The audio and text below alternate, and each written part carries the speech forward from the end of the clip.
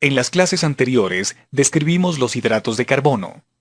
Ahora comenzaremos a analizar los lípidos. Veremos su estructura química, clasificación, tipo de ácidos grasos, punto de fusión de las grasas, consistencia, plasticidad, deterioro, antioxidantes, emulsiones y agentes emulsionantes.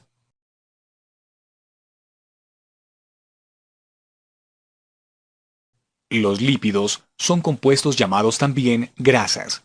Son una parte integral de casi todos los alimentos. Algunas de sus funciones son ayudar a establecer la textura en los productos horneados, modificar el sabor de los alimentos e influir en su forma de ser percibidos en la boca. Los lípidos sirven como medio de transferencia del calor al cocinar los alimentos. Conocer al menos de forma básica la composición química de las grasas es esencial para entender sus propiedades funcionales en la preparación de los alimentos.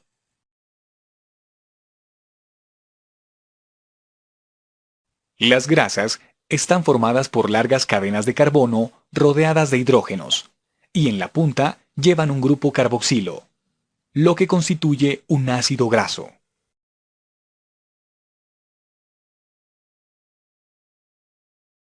Las grasas o lípidos pueden ser simples, cuando resultan de la unión de ácidos grasos y alcoholes. A este grupo pertenecen las grasas y las ceras.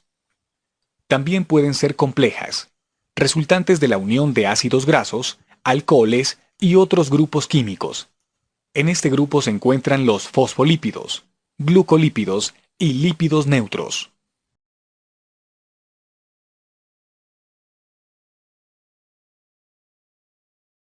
Mira en pantalla este cuadro. En él describimos los tipos de ácidos grasos, saturados e insaturados, y dentro de estos a los monoinsaturados y a los poliinsaturados.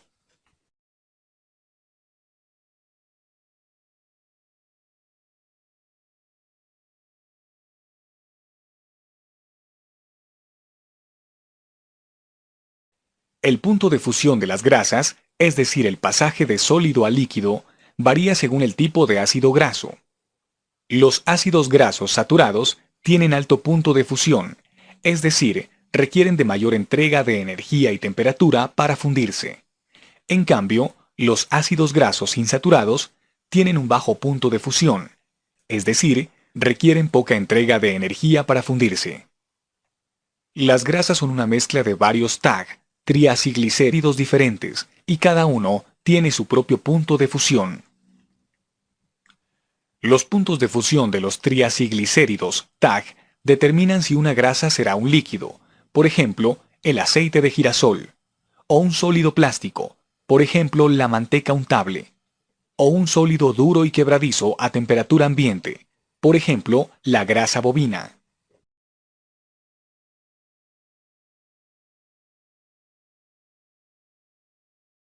En la pantalla anterior, vimos que las grasas pueden ser líquida, sólida a temperatura ambiente o sólida plástica. Esto es debido a su consistencia.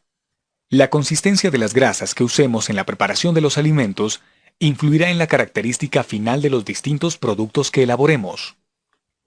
La plasticidad de una grasa es el tiempo o el rango en el que las grasas pueden coexistir en forma de cristales y en forma de fluidos a la vez.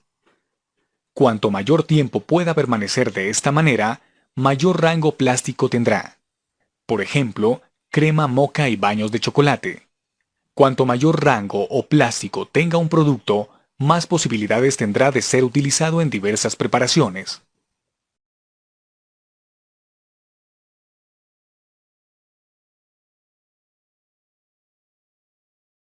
El deterioro de las grasas puede darse por varios factores: rancidez, absorción de olores, absorción de la grasa, punto de humo. Haz clic sobre cada círculo para ver en qué consiste cada uno. Rancidez. Los aceites y las grasas suelen echarse a perder, produciendo olores y sabores desagradables. Esta forma de deterioro se suele calificar como rancidez. Los distintos tipos de aceites y grasas presentan diferente resistencia al deterioro. Así, La mayoría de los aceites vegetales se deterioran lentamente, mientras que las grasas de origen animal se deterioran con mayor rapidez. El deterioro ocurre de muchas maneras, pero se distinguen dos tipos importantes. La rancidez hidrolítica, es decir, el agua que forma la grasa al estar en contacto con bacterias, hongos, etc., o en el calor, hacen que la grasa pierda sus propiedades. Por ejemplo, la reacción puede darse en una fritura al poner los alimentos fríos y húmedos en la grasa caliente. Y la rancidez oxidativa, dada por la reacción de los aceites ante el oxígeno, afecta especialmente a aceites refinados.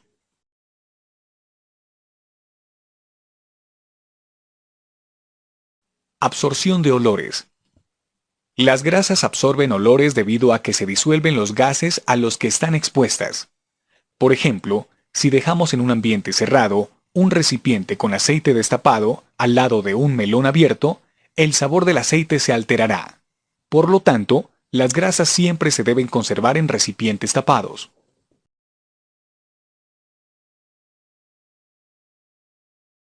Absorción de la grasa. La absorción de la grasa durante el freído debe ser mínima, debido a que los alimentos grasosos son menos agradables. Esto se logra con la exposición corta del alimento en la grasa. Por lo tanto, esta última se deberá mantener a una temperatura constante durante toda la cocción. La hidrólisis y la oxidación hacen también que la grasa penetre en el alimento durante el freído. Punto de humo en las grasas. Es la temperatura a la que puede calentarse una grasa sin dañar sus propiedades, entre 177 grados centígrados y 201 grados centígrados. Cuando una grasa se calienta sobre las temperaturas adecuadas para el freído, más de 201 grados centígrados, la grasa se descompone. Una característica deseada en las grasas para freír es un alto punto de humo. El punto de humo de una grasa va a depender de cuán hidrolizada esté y de cuántas veces haya sido utilizado el aceite para cocinar. A mayor cantidad de veces, menor temperatura para llegar al punto de humo.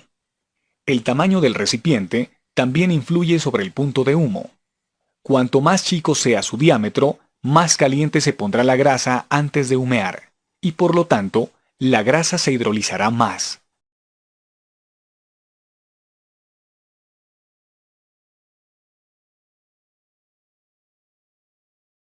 Los antioxidantes son los productos que utiliza la industria para evitar las reacciones químicas que deterioran las grasas. Los más conocidos son el BHA, el BHT y el propilgalato. Por ejemplo, en los productos horneados, como las galletitas, se usa un antioxidante resistente a las altas temperaturas para hornear, como el BHA. ¿Cómo actúa el antioxidante? Actúa uniéndose a la molécula del radical libre que se forma. Así, el que pasa a oxidarse no es el ácido graso sino el antioxidante agregado. Es decir, que extrae la energía que quedaría libre para la formación de un nuevo radical, cortando el inicio del círculo de descomposición. Esta reacción tiene un tiempo máximo, y es por eso que siempre se deben tener en cuenta las fechas de vencimiento de los productos.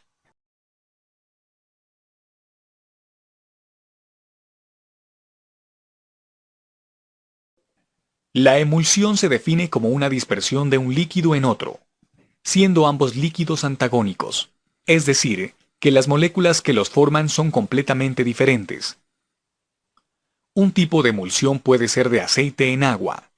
Es aquella en que las gotas de aceite forman la fase dispersa o llamada discontinua, y el medio de dispersión es el agua, que en este caso sería la fase continua, es decir, la más abundante.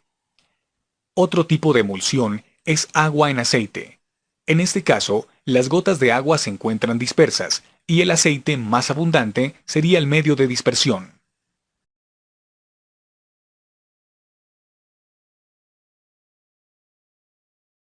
Los agentes emulsionantes son sustancias cuyas moléculas contienen un grupo hidrófilo que tienen afinidad por el agua, y un grupo hidrófobo que repele el agua y tiene afinidad con el medio graso. Mientras que el grupo hidrófilo es atraído por el agua, el grupo hidrófobo es atraído por el aceite. Son muchas las sustancias que presentan cierta actividad como agentes emulsionantes. Ejemplo, la lecitina presente en la yema del huevo, para preparación de mayonesa, mostaza, moléculas de gelatina, etc.